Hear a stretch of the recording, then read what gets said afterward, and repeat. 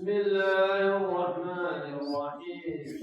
هل أتاك حديث الغاشية وجوه يومئذ خاشعة عاملة ناصبة تصلى نارا حامية تسقى من عين آنية ليس لهم طعام إلا من ضريع لا يسمن ولا يغني من جوع وجوه يومئذ ناعمة لسعيها راضية